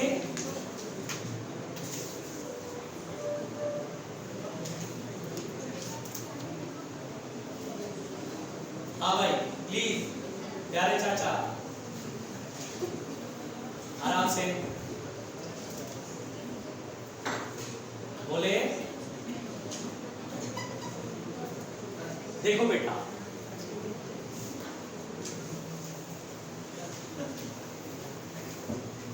मिटा दूं? अब देखिए सॉलिड एंगल के बारे में जितना बोलूंगा सब नई नई जानकारी होगी। इससे आपको थोड़ा सा जब कभी जरूरत पड़ जाए किसी सवाल में तो आप बिल्कुल बहुत चक्के हो करके उसको न देखें, है ना। एक मिनट सुनिए, पहले मुंडी पर करिए। 2-3 पॉइंट है सॉलिड एंगल पे, सुन लीजिए। 2-3 पॉइंट है, सुन लेने में कोई बुराई नहीं है। देखिए उसके बाद अगली बात बेटा। अच्छा एक बात बताओ, छोटी सी बात बताओ। हम ये बोलते हैं बेटा प्लीज, मान लीजिए बेटा ये एक स्फेयर है। कहा यह जाता है, आप स्फेयर में कितना बड़ा भी पोर्शन मान लीजिए, आप ये स्फेयर है, बस यहाँ पर बेटा एरिया मानना है, सरफेस मानना है। आप बोले सर इतना पोर्शन हम मानते हैं स्फेयर में, मान लीजिए भाई इतना पोर्शन मान लीजिए, ऐसे इतना पोर्शन मानते हैं मान लीजिए। अब आप ये सेंटर देख रहे हैं, सेंटर देख रहे हैं, इसको अगर आप इधर से ऐसे बनाए, ध्यान दीजिएगा बेटा, तो ये आप ये बना रहे हैं बेटा, ये पोर्शन मैं यहाँ दिखा रहा हूँ, ये पोर्शन यहाँ ऐसे आप देखेंगे तो छतरी जैसा लगेगा, लाएगा छतरी, नहीं लगेगा क्या? जैसे नींबू काटते हैं तो नींबू पूरा नहीं काट के थोड़ा सा काटते हैं यहाँ पर, तो ये वाला पोर्शन डिस्क रहेगा और ये पोर्शन स्फेयर का पोर्शन रहेगा। रहेगा कि नहीं रहेगा? बिल्कुल रहेगा। अब अगर ये सेंटर इसका, ये स्फेयर का सेंटर ये है, अगर आप इसके पेरीफेरी को मिलाइए, एंड पॉइंट्स को मिलाइए, देखिए एंड पॉइंट्स मिला रहा हूँ, ये एंड पॉइंट्स मिला रहा हूँ, ये एंड पॉइंट, ये एंड पॉइंट, ये एंड पॉइंट, एंड पॉइंट, इधर नीचे उधर वाला जो है ये वाला पोर्शन, इसका एंड पॉइंट, ऐसे मिलाते हैं बेटा। मिलाने के बाद हम यहाँ बोलते हैं एक सॉलिड एंगल बनेगा। और यह सॉलिड एंगल देखिए इतना नहीं दिखाते, टेक्निकल ये पॉइंट है इसको भी छोड़ देते हैं, आप ऐसे करके सर्कल ही दिखा दिया कीजिए। आपको यूज नहीं पड़ेगा ज़्यादा, क्योंकि आप आदमी के अंदर सॉलिड एंगल थोड़ी ना बनाएंगे कि पेशेंट आया चलो सॉलिड एंगल बना देते उसके अंदर, आपको जरूरत नहीं पड़ेगा मेडिकल साइंस के अंदर, है ना। ये जरूरत पड़ती है इंजीनियरिंग वालों को जिसको सॉलिड एंगल बहुत जगह यूज करना पड़ता है। तो यहाँ पर मुंडी पर करके सुनिए चाचा, देखिए तो ये सॉलिड एंगल ऐसे बनता है, इसका एरिया अगर एस है, एरिया एस है, आर है रेडियस, सीधा सीधा वो बराबर लिखना है एस बाई आर स्क्वायर। यहाँ पर बेटा रुकिएगा, तो यहाँ पर एस बाई आर स्क्वायर लिखना है। रुकिए पहले ध्यान से, ये तब आप लिख सकते हैं जब ये किसी स्फेयर का पोर्शन होगा, है ना। आप जानते हो जैसे देखो सर्कल खींचते हैं तो आर्क चाहे इतना हो, सेंटर पे एंगल बनेगा theta L by R. Arc चाहे इतना हो, पूरा एकदम यहाँ से यहाँ तक हो, सेंटर पे एंगल बन रहा है theta, theta L by R. Arc की लंबाई कुछ भी हो, थीटा बराबर एल बाई आर लिख देते हैं सेंटर पे। लेकिन मैं वही बोलूं कि बेटा ये कोई लाइन है, ये यहाँ पे एंगल कितना बनेगा, तो थीटा एल बाई आर नहीं लगा सकते, क्योंकि सर्कुलर आर्क में लगा सकते थीटा एल बाई आर। बात मेरी समझ में आ रही है? अब मैं बोलूं कि कोई भी कर्व लाइन ऐसे है, कोई भी कर्व लाइन कोई भी शेप का ऐसे करके ऐसे है, यहाँ पे एंगल कितना बनाएगा, तो हम थीटा एल बाई आर थोड़ी ना लगाएंगे यहाँ पर। अब मेरे से कोई बेतुका सा सवाल पूछेगा, बोलेगा सर एक बात बताओ, अच्छा आपने बोला किसी सरफेस के द्वारा सॉलिड एंगल बनना, हाँ बिल्कुल बनता है, हर सरफेस सॉलिड एंगल बनाता है। चलो सर एक स्क्वायर प्लेट लेते हैं, let us take a square plate. अच्छा ठीक है भाई, स्क्वायर प्लेट ले लिया, साइड है, चलो सर यहाँ पे सॉलिड एंगल बताओ। We are unable to solve, we are unable to solve कि इस पॉइंट पर सॉलिड एंगल क्या होगा। हाँ सारे पॉइंट्स को मिलाएंगे, एंड के सारे पॉइंट्स को मिलाएंगे ऐसे। हम जानते हैं 3D का एक एंगल बनेगा, 3D का एक एंगल बनेगा, ऐसे बनेगा, but we are unable to solve because ये किसी स्फेयर का पोर्शन नहीं है कि मैं फटाक से ओम बराबर एस बाई आर स्क्वायर लगा सकूं, है ना। कोई भी लाइन आप खींचते हो तो क्या ये यहाँ पर कितना एंगल बना रहा है उसके लिए थीटा एल बाई आर का फॉर्मूला यूज करते हैं? नहीं प्यारे उल्लू, उसके लिए ट्रिग्नोमेट्रिकल रेशियोज यूज करते हैं। ऐसे खींचते हैं, ये लाइन की लेंथ मालूम हो, ये लेंथ मालूम हो तो ये एंगल निकाल सकते हैं। tan theta sin theta cos theta का फॉर्मूला। यहाँ शॉर्ट एंगल में tan theta sin theta cos theta नहीं दिया गया है, इसलिए अब इस स्क्वायर की वजह से यहाँ शॉर्ट एंगल बन रहा होगा, लेकिन we are unable to solve. वो अपना आगे इंजीनियरिंग में यूज करते हैं, उसका मेथड अपना अलग होगा। हम यहाँ नहीं पढ़ रहे हैं, है ना, हम यहाँ नहीं पढ़ रहे हैं, बल्कि यहाँ इंजीनियरिंग वाले IIT और उसको भी नहीं पढ़ाया जाता, मेंस वालों को भी। बस ये कॉन्सेप्ट यही दिया जाता है कि बेटा ये तुम अपना वहाँ पढ़ते रहना बीटेक में, अलग अलग तरीके फाइंड करने के। अब यहाँ पर बेटा कहानी ये है कि आपके दिमाग में अगर आ रहा कि कोई भी सरफेस से तो शॉर्ट एंगल होगा, but we are unable to solve. हम सॉल्व यहाँ करेंगे जब ये स्फेयर का पोर्शन होगा। मेरी बात समझ में आ रही ठीक से, है ना? अब सुनिए बेटा, ध्यान से सुनिए। लेकिन हम किसी डिस्क का शॉर्ट एंगल फाइंड कर सकते हैं, किसी रिंग का शॉर्ट एंगल फाइंड कर सकते हैं। क्यों? जैसे देखिए, अगर मुझसे कोई बोलता है कि सर एक बार बताइए, डिस्क है, इसका ये A है, रेडियस A है, चलो सर यहाँ पे जरा बताना सर, R डिस्टेंस पे यहाँ पे जरा शॉर्ट एंगल बताना। तो हम लोग यहाँ बता सकते हैं। कैसे बताओगे सर, जरा बताओ। तो मैं बोलूँगा पेरीफेरी मिला दो ऐसे, और ओम बराबर S/R स्क्वायर लगा दो। तो बोलेंगे नहीं नहीं, S कैसे लगा देंगे सर, S कैसे, ये तो स्फेयर डिस्क है, स्फेयर का पोर्शन थोड़ी ना है। बिल्कुल सही बात है, स्फेयर का पोर्शन नहीं है, फिर कैसे लगा दोगे? इससे आप बोलोगे शॉर्ट एंगल यहाँ कैसे निकल जाएगा? तो अभी मैं बताता हूँ कैसे निकलेगा। S/R स्क्वायर के फॉर्मूले से नहीं निकलेगा, बल्कि इसका एक तरीका है। ये केवल वैलिड फॉर डिस्क और रिंग होता है। और इसके लिए देखिए, बिल्कुल आराम से सुनिए। आप इस तरह का क्वेश्चन देखते हैं, गॉस के क्वेश्चन, इसी चैप्टर में आप इस तरह क्वेश्चन देखते हैं। आपसे बोलेगा एक डिस्क है, अब बोलेगा यहाँ से R डिस्टेंस पे एक चार्ज रख दिए, बोलेगा इससे फील्ड लाइंस क्रिएट होता है, इससे फील्ड लाइंस क्रिएट होता है। हाँ होता है। बताइए डिस्क से कितना फ्लक्स पास करेगा? फील्ड यहाँ नॉन यूनिफॉर्म है। इंटीग्रेशन करेंगे तो आपको फिजिक्स से ऐसा नफरत होगा कि आप दोबारा फिजिक्स के लिए सोच भी नहीं पाएंगे। तो यहाँ पर बेटा इस डिस्क से फ्लक्स निकालने का एक बहुत बढ़िया मेथड बताया गया। पहले बोला गया शॉर्ट एंगल निकालो, फिर शॉर्ट एंगल से फ्लक्स निकालो। रुक जा बेटा, ध्यान से सुन लो। तो पहले यहाँ पर बेटा ये नोट करो, और फिर मैं ये कहानी बताता हूँ, तब जाकर के आप परफेक्ट हो जाओगे। पहले नोट करो, प्यारे उल्लू, प्यारे उल्लू। चाचा प्लीज, चाचा।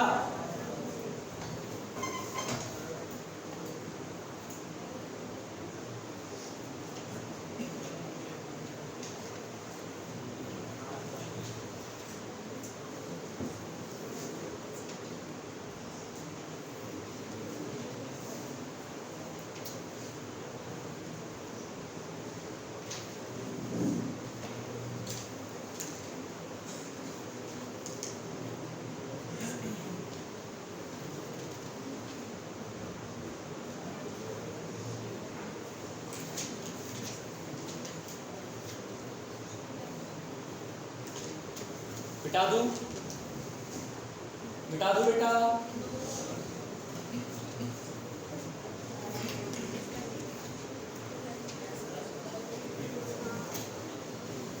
देखो बेटा, अब यहाँ पर देखो। अरे भाई सुनो, अरे भाई सुनो, आप लोग छतरी लेकर चलते हैं क्या? छतरी है लेकर? आप लोग छतरी लेकर नहीं चलते हैं? अगर मैं स्टूडेंट होता तो छतरी लेकर जरूर चलता। कैसे स्टूडेंट हो तुम लोग? अरे छतरी लेके चला करो भाई, कभी भी बारिश हो सकती है। छतरी हर वक्त वाला नहीं। किशन जी, अगर मैं स्टूडेंट होता, छतरी, मेरा छोटा सा छतरी अपना बैग में लेके चलता। अगर मैं सोफिस्टिकेटेड होता तो छतरी जरूर लेके चलता। अच्छा, बैल को क्या मतलब है कि अरे होगा? अच्छा चलिए, मैं समझाने का प्रयत्न करता हूँ, मैं समझाने का प्रयत्न करता हूँ। देखो बेटा, मैं प्रयत्न कर रहा हूँ मुंडी ऊपर रख के। मान लो बेटा कि ये एक स्फेयर है। क्या बेटा? बहुत अच्छे, मुंडी ऊपर रखना बस। मान लो बेटा ये स्फेयर का इतना पोर्शन मैंने कंसीडर करा, दिखाई दे रहा है लाइक अ छतरी। ये वाला पोर्शन सर्कुलर होगा ऐसे। अरे बोलो ना बोलो, ऐसे सर्कल नहीं होगा ऐसे, अरे होगा कि नहीं होगा? इतना पोर्शन कंसीडर कर रहा हूं, ये पोर्शन सेंटर पे देयर मेक्स सम एंगल, ये लाइन मैंने इसे खींचा और इसके साथ कोई एंगल बनाएगा, that is called half angle. रुक जाओ बेटा, रुक जाओ, रुक जाओ बेटा, रुक जाओ। ये हाफ एंगल बनाएगा, ये जो पोर्शन है वो वर्टिकल, ये जो लाइन है जो दो हिस्सों में बांट रहा है, यानी छतरी का डंडा, अरे छतरी का डंडा पकड़ते हैं ना, ये रॉड, छतरी पूरा ऐसे रहता है, वही छतरी है, और ये हैंडल जो है आप पकड़ते हैं इसे, ये सेंटर पे ये स्टैंड है। छतरी का कोई भी पेरिफेरी का पॉइंट इससे मिलाओगे तो इसके साथ थीटा एंगल बनाएगा, that is called half angle. क्या बोलते बेटा? बहुत अच्छे, वेरी गुड। अब ये पूरा जो सरफेस है ये शॉर्ट एंगल बनाएगा, ओम। कितना एंगल बना रहा है? Short angle. ओम और थीटा में रिलेशन होता है और सभी बच्चों को याद होना चाहिए, ओम बराबर होता है 2 पाई ब्रैकेट में 1 माइनस कॉस थीटा। रुक जाओ, रुक जाओ, ओम बराबर होता है 2 पाई ब्रैकेट में 1 माइनस कॉस थीटा, यानी ये जो इतना पोर्शन है वो एरिया नहीं देगा, कोई बात नहीं, रेडियस नहीं देगा, कोई बात नहीं, केवल मुझे हाफ एंगल तो दे दो, मैं तुरंत शॉर्ट एंगल फाइंड करके रख दूंगा, इसको बोलते हैं हाफ एंगल। रुको बेटा रुको, अब कोई मुझे बोलता है डिस्क है, देखो डिस्क है, इसका रेडियस ये है, मुझे बोला बेटा ए डिस्टेंस पर यहाँ पर चलो बताओ शॉर्ट एंगल, मैं बोलूंगा अगर ठीक से देखो तो ये छतरी का ये वाला हिस्सा है, गोल वाला हिस्सा, ये वाला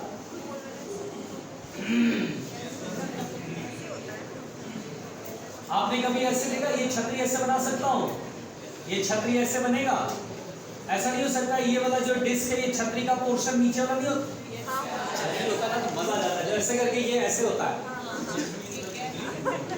ये वाला सर्कल वाला हिस्सा, अरे होता है। अगर मुझे बोलता है डिस्क किससे बताओ तो यार जरा शॉर्ट एंगल कितना बनना है, तो मैं एस बाई आर स्क्वायर नहीं कर सकता था, क्योंकि ये एस ये वाला नहीं लेते, स्क्वायर का एस लेते हैं, स्क्वायर का surface area upon R square. तो मैं मान लूंगा कि ये जो है छतरी का ये वाला पोर्शन, सर्कल वाला पोर्शन है, अरे ऐसे से छोटे छोटे नहीं निकला रहा ऐसे, अरे निकला रहता नहीं निकला रहता, तो मतलब ये वाला ऐसे करके नहीं निकला रहता है, यहाँ छोटा सा, यहाँ छोटा सा, यहाँ छोटा सा, यहाँ छोटा सा, ऐसे वाला, ये वाला ऐसे करके, ये वाला, ये वाला, ये वाला, ये सर्कल नहीं बनता है। हाँ मुंडी पर कर लो आराम से, चाचा। अब देखो इसमें ना थीटा एंगल ये हाफ एंगल हो गया, theta is the half angle, जैसे ये theta is the half angle, theta is the half angle, देखो हाफ एंगल मालूम हो गया। अब यहाँ पर ओम शॉर्ट एंगल जो बनाएगा ये, यहाँ पे ओम बराबर लिखेंगे 2 पाई ब्रैकेट में 1 माइनस कॉस थीटा। अब थीटा तो मालूम नहीं है तो हम बोलेंगे देखो ए मालूम है, बी मालूम है, क्या ये वाला distance under root A square plus B square होगा पाइथागोरस थ्योरम से, तो कॉस थीटा का बेस अपॉन हाइपोटेनियस, थीटा के सामने परपेंडिकुलर बेस हाइपोटेनियस, तो b upon under root A square plus B square, we have the short angle, we have the short angle. रुको रुको, ये देखो शॉर्ट एंगल कितना बना रहा है, समझ में आ गया। लेकिन कभी आपके दिमाग में बहुत सारे बच्चे मेरे से सवाल पूछते हैं, बोलते सर स्क्वायर में फिर कर लेते, ऐसा क्या दिक्कत था, स्क्वायर में भी हाफ एंगल एंगल बना लेते, क्या दिक्कत था, क्यों नहीं बनाया वहां पर सर? तो मैं बोलूंगा बेटा एक स्फेयर का, स्फेरिकल पोर्शन का प्रोजेक्टेड एरिया डिस्क होता है, एक स्फेयर के पोर्शन का ये प्रोजेक्टेड एरिया जो डिस्क होता है, कभी भी स्क्वायर नहीं होता। ये नया लेके आया वर्ड, प्रोजेक्टेड एरिया, ये नया लेके आया। अच्छा ऐसे समझो बेटा, क्या एक स्फेयर में मैं डिस्क को फंसा सकता हूँ और 2 सेगमेंट में डिवाइड कर सकता हूँ, एकदम ये डिस्क एकदम कस के टाइट हो गया तो ये 2 हिस्सों में बांट दिया। अब वो इतने का वह एरिया जो प्लेन होगा वो ये हो जाएगा, उसको बोलते हैं प्रोजेक्टेड एरिया। लेकिन इतने के बीच में अगर मैं स्क्वायर प्लेट लेके फंसाऊंगा तो इधर से खाली रहेगा, इधर से खाली रहेगा, इधर से नहीं रहेगा, खाली खाली रहेगा ना। इसीलिए बेटा इतना पोर्शन जो शॉर्ट एंगल बनाएगा स्क्वायर नहीं बना पाएगा, एक डिस्क नहीं बना सकता है। थोड़ा फील करो, दिमाग चाहिए इसके अंदर बेटा, जरा सा दिमाग चाहिए। भूसा तो भरा है, गर्मी आ गई है, भीगा रुमाल लेके चला करो बेटा, कई बार बोला है। भीगा रुमाल लेके चला करो। क्या लेके चला करो? गीला रुमाल माथे पे रख कर चला करो, उससे में आग जल्दी लगती है। लिखो इसे उल्लू। डिसाइड कर लो हम है लेकिन उल्लू है, पहले ये डिसाइड कर लो। हाँ, ऐसा लगता है चिड़ियाघर में पढ़ा रहे हैं। तो देखो पीला रुमाल लेके दिखा रही, देखो मेरे पास है पीला रुमाल। हाँ दिखा तो रही थी तुम्हारे पास बेटा, जो रुमाल होते थे दिखा रहे थे, उसमें दिखा रही थी, ऐसे ऐसे कर रही थी ना, देखो मेरा पीला रुमाल।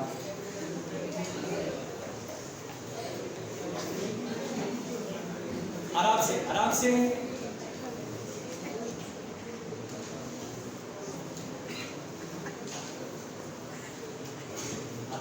सृजन कंट्रोल बेटा। मैं कुछ ज्यादा ही लेवल हाई कर गया, मैं फिर से वापस धरती पे आ जाता हूँ। मुझे मालूम है ये वाला जो मैंने सॉल्व किया वो लोगों के पल्ले नहीं पड़ा होगा।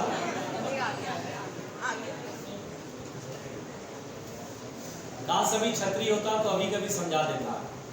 काश अभी छतरी होता।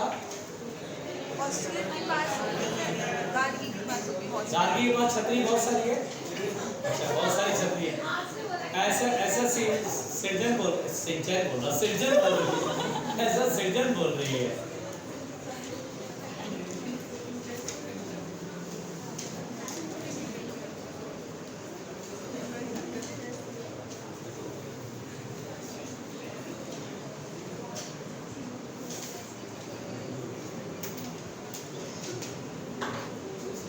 मिटा दे बच्चों। देखिए थोड़ा सा ये असहनीय था, मुझे मालूम है। अच्छा एक चीज और मैं बता दूं बेटा प्लीज, अरे सुनो इधर देखो, एक पॉइंट और फिर शॉर्ट एंगल फिनिश। जो जरूरी बात है वो मैंने बता दिया। अच्छा बहुत सारी चीजें होती है कि सर आपने एक कंसेप्ट बताया जो कि थोड़ा समझ में आया। जब मैं इस पे सवाल कराऊंगा आप खुद बोल जाओगे हाँ सर अब क्लियर हो गया। क्वेश्चन करा जब आपने तब समझ में आया। बेटा प्लीज आराम से देखो, कोई चीज समझने वाली सीखो। नहीं आता मैं खुद जानता हूँ कि आपका क्या लेवल है, आप कितना दिमाग लगाना चाहते हैं, नहीं लगाना चाहते मुझे पता है, इसलिए मैं बोल रहा हूँ। ये वाली चीज एक बार में नहीं आई होगी आपको समझ में। मैं फिर से बोल रहा हूँ जब तक मैं इस पर क्वेश्चन नहीं कराऊंगा आपको वो कॉन्फिडेंस अंदर से नहीं आएगा। थोड़ा रुक जाओ, एक बार डिस्कस करा दोबारा इसी को मैं डिस्कस करूंगा, क्लियर हो जाएगा। घबराना नहीं, बस धैर्य रखो। अब सुनो बेटा, सबसे पहली बात एक बात बताओ, एक सर्कल अपने सेंटर पे कितना एंगल बनाता है? जल्दी बताओ। 2 पाई। एक सर्कल अपने सेंटर पे कितना एंगल बनाता है? 2 पाई। केवल सेंटर पर नहीं बनाता है बल्कि अंदर के हर पॉइंट पे वही एंगल बनाता है 2 पाई। यानी circle makes 2 pi angle at every inside point. 2 pi angle at every inside point. बेटा प्लीज सुन लो ध्यान से, हर पॉइंट जो अंदर है उसके हर पॉइंट पे सर्कल 2 पाई एंगल बनाता है। कैसे? जैसे मैं बोलूं सर सेंटर वाले तो बात समझ में आ रही है, ऐसे रस्सी लेके एक बार घूम जाओ तो एंगल बना होता है आर्क अपॉन रेडियस। एक बार पूरा चक्कर लगाओगे तो सर्कमफ्रेंस होगा 2 पाई आर और अपॉन रेडियस से डिवाइड करोगे 2 पाई हो जाएगा। ठीक है सर, ये तो समझ में आता है। आप बोल रहे हो हर पॉइंट पे, तो बोलेंगे यस। जैसे खूंटा यहाँ मार दो बेटा, खूंटा बैल को बांधने के लिए खूंटा का इस्तेमाल करते हैं लोग, पता ही नहीं है। बैल को बांधने के लिए क्यों बना अरे मतलब मनोज को पता, इससे मैं नाम मनोज तुम्हें पता है ना। हाँ, गाय या बैल खूंटे से बांधी जाती है। अब तुम लोग जिस खूंटे से बांधे जाते हो वो तो पता ना दीदी किससे बांधे जा रहे हैं। देखिए अब मान लीजिए खूंटा यहाँ गाड़ दिए भैया आराम से, और एक इलास्टिक थ्रेड ले लो। क्या ले लो बेटा? अब यहाँ पर एक ऐसे करके पहले से सर्कल बना हुआ है बेटा प्लीज। अब ये पत्थर ऐसे करके पूरा घुमा दो। हाँ जैसे इससे आएगा रस्सी खींचेगी, रस्सी खींचेगी, रस्सी खींचेगी, रस्सी पे छोटे होते होते अपने नॉर्मल पे आएगी। पूरा ये एंगल 2 पाई तो घूमेगी, यानी सर्कल अपने अंदर के हर पॉइंट पर 2 पाई एंगल बनाता। प्लीज और मनोज फिर खूंटे पे बात, मेरा खूंटा बहुत बात तो 4 मिनट बाद तो मेरी खूंटा बनेगा। अरे रुक जा यार, हो गया, समझ गया। आइए आराम से, आराम से। ये सर्कल है बेटा और हर पॉइंट पर अंदर के पॉइंट पर 2 पाई एंगल। उसी तरह बेटा अगर मैं बोलूं कि स्फीयर है, अच्छा एक चीज और,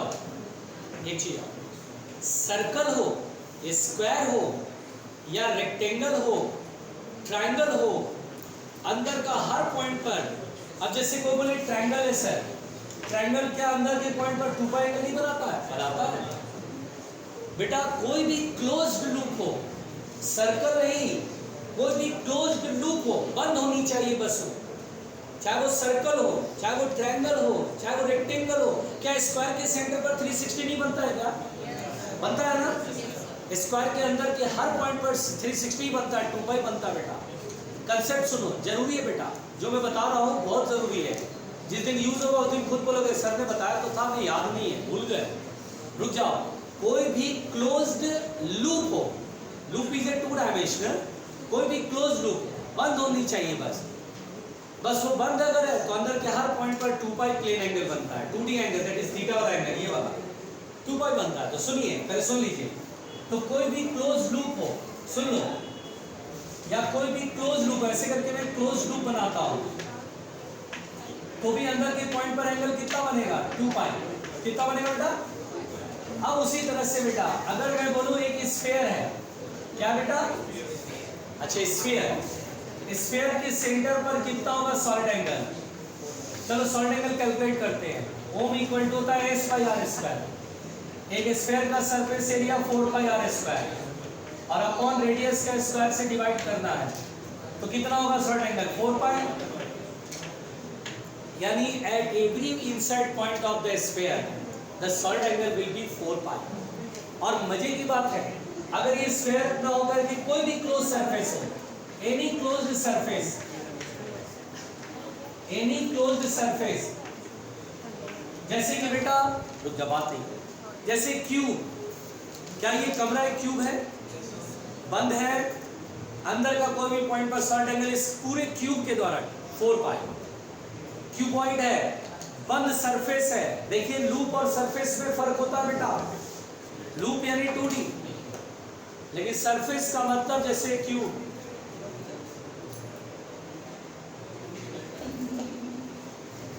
ईमानदारी से ये क्या था? आराम से, हाँ भाई चाचा। ओ दुश्मन न करे दोस्त ने वो काम किया है।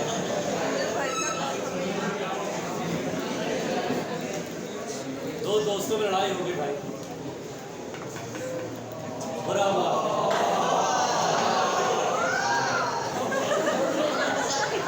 आराम से, आराम से।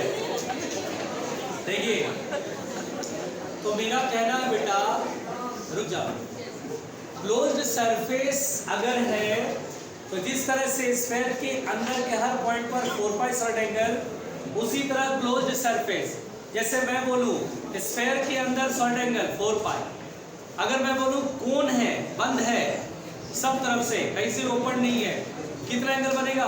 4 पाई। क्यूब के अंदर सॉलिड एंगल कितना होगा? 4 पाई। क्यूबॉइड की वजह से अंदर के पॉइंट पर कितना सॉलिड एंगल होगा? 4 पाई। कोई भी बंद सरफेस है तो सॉलिड एंगल कितना बोल रहे बेटा? 4 पाई। देख लो, लूप की वजह से 2 पाई, सरफेस की वजह से 4 पाई।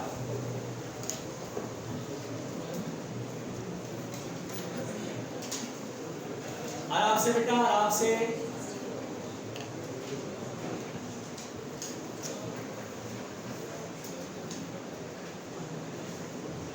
बातें नहीं करो।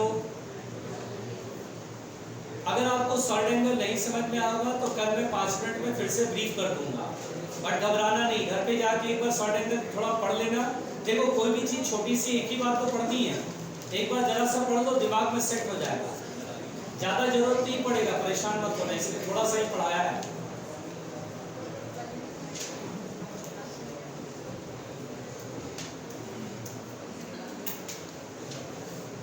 बेटा प्लीज।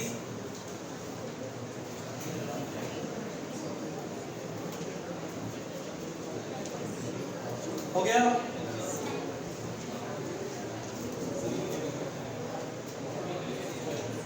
अरे भाई थोड़ा थोड़ा